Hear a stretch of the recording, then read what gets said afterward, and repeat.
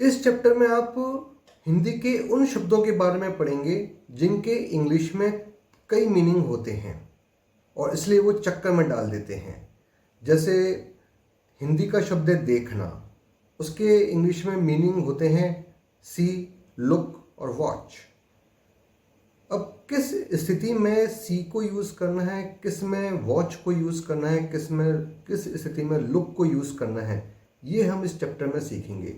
ऐसे कई शब्द हैं इंग्लिश में और हिंदी में जो हमको चक्कर में डाल देते हैं। इन सभी शब्दों के बारे में सटीक जानकारी हम इस चैप्टर में लेंगे। ये टॉपिक सबसे कठिन टॉपिक में से एक है, बट डोंट गेट नर्वस, घबराइए नहीं। आसान क्लासेस में आपको ये इजीली समझ में आ जाएगा। आसान क्लासेस में इसको असरदार और ज़बरदस्त टेक्निक से इसे समझाया गया है। ये चैप्टर रियल लाइफ एग्जाम्पल के साथ समझाया गया है, जिससे कि आप अपनी लाइफ में बिना मिस्टेक के कॉन्फिडेंस के साथ इस नॉलेज को यूज़ कर सकें। बस आप इस पर थोड़ा सा ध्यान देंगे तो ये आपके माइंड में हमेशा के लिए सेट हो जाएगा। और ख़ास बात ये भी है कि इस चैप्टर में ये भी बताया गया है कि गलत क्या है और सही क्या है, जिससे कि आप हमेशा सही लिखें और आपको गलती का पता चल जाए और आप हमेशा सही लिखें, सही अनुवाद करें, सही बोलें और सही पढ़ें। इस टॉपिक के साथ मिलेंगे आपको इस चैप्टर का पीडीएफ, इसकी एक्सरसाइज और क्विज टेस्ट, जिससे कि आपको एक्स्ट्रा बेनिफिट होगा।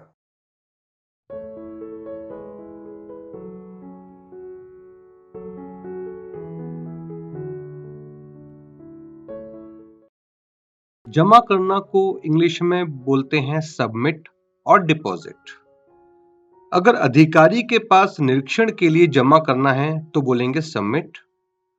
जैसे प्रार्थना पत्र जमा करना, रसीद जमा करना, रिपोर्ट जमा करना, प्रोजेक्ट जमा करना, सैंपल जमा करना।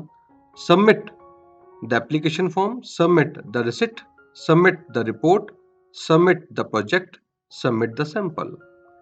अगर भंडार के लिए जमा करना है तो उसे इंग्लिश में बोलेंगे डिपॉजिट। अगर स्टोर के लिए जमा करना है तो, जैसे पैसे जमा करना, गहने जमा करना, सामान जमा करना, मिट्टी जमा करना, किराया जमा करना। इसको बोलेंगे deposit money, deposit jewellery, deposit the things, deposit the soil, deposit the rent. Next word है जलाना, जिसको इंग्लिश में बोलते हैं बर्न और लाइट।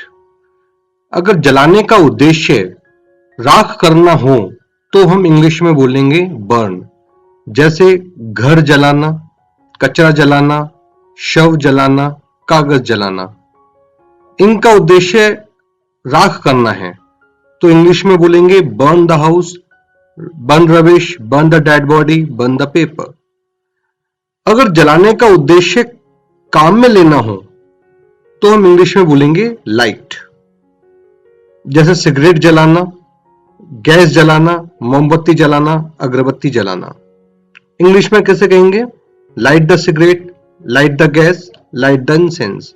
यहां पर हम बर्न का यूज नहीं करेंगे कि बर्न द सिगरेट या बर्न द गैस या बर्न द इंसेंस, ये रॉन्ग है। धीरे को इंग्लिश में सॉफ्ट भी बोलते हैं और स्लो भी बोलते हैं।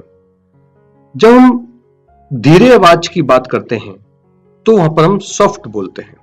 जैसे धीरे बोलो, धीरे गाओ, धीरे बातें करो। स्पीक सॉफ्टली, सिंग सॉफ्टली, टॉक सॉफ्टली। अगर हम धीरे गति की बात कर रहे हैं, किसी स्पीड की, तो हम स्लो का यूज करेंगे। धीरे चलो या धीरे चलाओ या धीरे काम करो। Walk slowly, drive slowly, work slowly.